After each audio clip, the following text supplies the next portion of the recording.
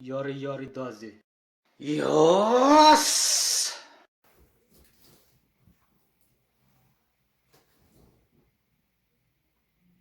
Oi.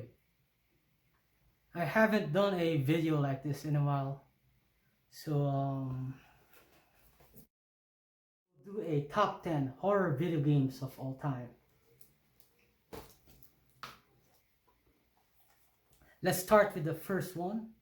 Number 10. This is Siren for the PlayStation 3.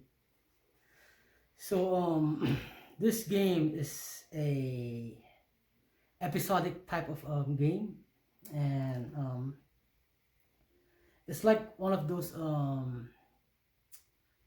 B-rated movie style type of video game. So you have a cast of generic characters, and what's cool is that since you use different types of characters, you can use them on different perspectives.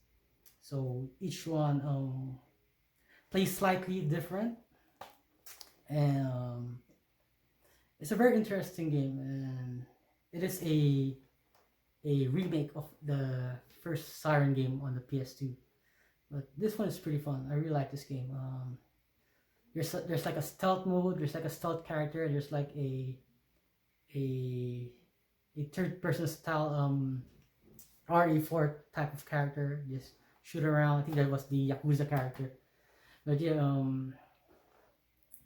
the way they made this game, it has some type of old school brownish type of filter to make it look like a B-rated Japanese movie. But yeah, check out Siren. There you go. New translation. So it retails around 150 to 200. Yeah, really good quality. Yeah. Make sure to get the Chinese English, the Mandarin Chinese English version. This is the one with the Upper Valley region 3 copy.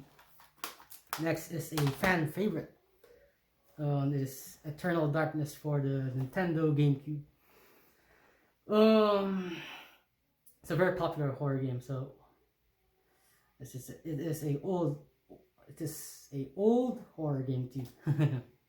And it has some breaking the fourth wall elements. So as you play along, it messes up your TV screen. So sometimes the screen shakes, or it goes to video mode, which is it's an interesting concept, and it's not that scary, but it plays really fun. Traditional top-down camera, and yeah, you control different characters too. There's like a gladiator and your standard RE type of character.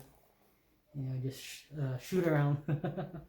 There's a lot of puzzles too, which is great. It's very fun.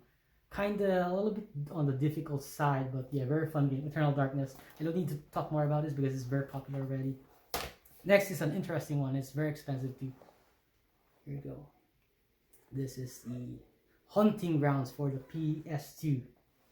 Just fixed it. So this one is I can't tell if it's a sequel, if I remember, or a spiritual successor to the Capcom horror game Clock Tower, which is a point-and-click game. The first one, and then the third one is like a traditional survival horror on the PS2. Yeah, Hunting Grounds is you get chased around by a pervert. So yeah, the main character, she has a dog, and you train the dog to defend you, or you can order the dog around so that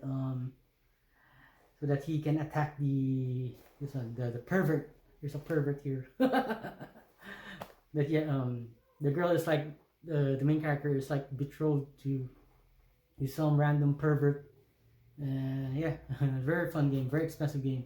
Retails around 250 to 300. Hunting Grounds. Get this game while it's still in the reasonable price of 250 to 300. This one is an interesting one. This is D2. This is a sequel to the D franchise on the Sega Saturn and the PS1, and I think this is the the third title, even though it says 2. Because the first one was Enemy Zero on the Sega Saturn. But yeah, the D2 franchise is like a semi-survival horror arcade shooter type of game. It is very fun game. You're like in a large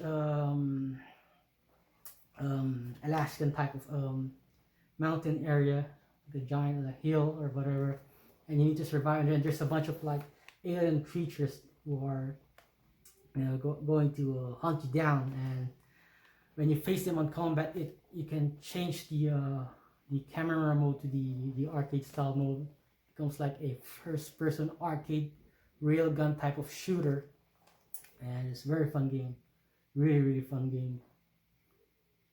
Highly recommend it. If you can get it for cheap, of course. I think I remember I paid like $44 for this. So right now it is in the $150 range. Next is this was difficult because the series has a lot of good games, and it's hard to pick one. So this is Silent Hill. I know what you're saying. Why did I pick number 2? Well, part 1 is better.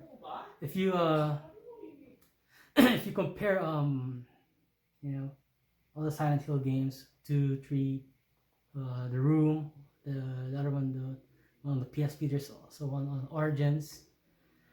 It doesn't come close to this one. The other games are just like fun, typical survival horror PSP games. This one, it has a certain distinctive look, and it is very haunting when you play it. Even though if it is a PS1 game, it is very haunting, and it doesn't get enough recognition because everyone's telling everyone to play just part 2. Even right now, there's a remake of part 2. They're still in development, of course, but yeah, just play part 1, and you will understand how fun this game is.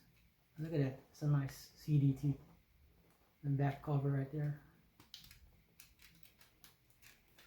This the way they made this game is very impressive. It has the camera angle. Sometimes it like goes on a cinematic view, and it's just haunting, because it is a PS1 graphics type of, it's PS1 graphics basically. It's old graphics. It's very muddy, so it's very it has a distinctive look, and it's very haunting, very creepy game, but fun, really fun game too. Silent Hill 1. Expensive game. Next is a fun game, really fun game, and I had difficulty choosing which of the series of games should I pick, and that's Resident Evil 1 remake, preferably the Wii version. So for me, my opinion, Resident Evil 1 remake is probably the best looking survival horror game, and it's just the way they made it, not too realistic, it's just like in the middle. Very fun, puzzles, very fun game, and it's not also a it's a little bit on the shorter side of survival horror game. Like you can finish like around like 8 hours, 8 to 12 hours. But yeah, it's just a really fun game. Don't play the old one on the PS1 or the Saturn. Resident Evil remake. Also, don't play the one on the Switch or on the PS4 because those games are already in super widescreen mode. It's too clean, and it's, you know, it's in the HD version. Don't play that. Play this on the CRT TV, and it looks super impressive. I'm telling you, up to now, this is still the best looking survival horror game, and it's very, very fun because you're in a haunted mansion. You know, you have few ammos. And it's a real classic, a real survival horror classic game. Compared to the other one, which is Resident Evil 2, or Nemesis, because you start with like a machine gun or something, and just, you know, that game part 2 starts with everything just burning around. It's like an action game already. Even part 4 is like whatever. Part 5 whatever. Yeah, get first one remake, fun game. Where are we now? Fourth game, very popular series, very popular. Fatal Frame. This is part 2. This is the director's cut version on the Xbox. You're in the mountain, Mount Ayokajima or something, or forget the mountain. Whatever. Yes, it's in the suicide forest thing, and you take pictures of ghosts that's trying to haunt you around, trying to you know, like trying to kill you, possess you, whatever, and take a snap picture of them because you're like, you know, they just pop out like a traditional, like a traditional horror, Japanese horror movie, still in the plastic tube. You can see I really take care of my video games. Plus, this has the Xbox version has the first-person view one, which is cool. Fatal Frame, you know, everybody knows Fatal Frame. Yeah, very popular series, especially now because it's all on the Wii U was pretty good too. On the Wii U, on the Switch now. But yeah, this game, you know, this, if you look at it realistically, this is the best horror game ever made. Realistically, you know, yes, the trifecta of survival horror stuff. Yeah, that's gameplay, graphics, even the story is good, really, really good. It's the trifecta, you know, it's the best one, the most popular one also. Number three is one of my favorite games ever made. This is Dino Crisis 2. Some say it's an action game, but I still consider it a horror game because it has a lot of jump scares, and you know, very fun. Plays like Resident Evil 2. Same gameplay, but you have more weapons, more arsenal, more gears, more ammo. It's, you know, you're in an island, stranded. There's dinosaurs. You shoot them, kill them, and they hunt you down. Control 2 characters. Needs part 4. There's already part 3, but it needs a you know, a new game. I don't want a remake, but it is a new sequel already. It's been too long. Dino Crisis. Part 1 was super scary too for a dino game, but yeah, part 2 very, very fun game. You know, very fun. Also, if you have a PSP, you can download it. Very fun to play it on the go. I wish they ported it on the Switch. Everyone should try Dino Crisis. I played this around, I think it was around high school, and every year till now, I always go back and playing this video game. Very fun game. Number 2. Yep, I'm serious. Metroid Dread is a horror game, even though it's a side-scroller one, because there's a lot of tension in this game. There's just a bunch of robots right here that are chasing you. For the entire game, it was like, when I played it, it was like, whoa, it's crazy. You know, it has a really lot of jump scares because it pumps up your adrenaline when you play this game. You need to think on where to go because it is a side scroller, so you're constantly looking which area to go. It is very fun. I think I put in around 22 hours or something. You have a lot of there's a lot of bonus stuff to do inside the giant map. Graphics is incredible. Even though it's a Switch game, it is outstanding, and it is just probably, in my opinion, the best Nintendo Switch game ever made. It is super fun. I'm telling you, super fun game. The Metroid games, they're like the king of all atmospheric type of game, especially Metroid Prime.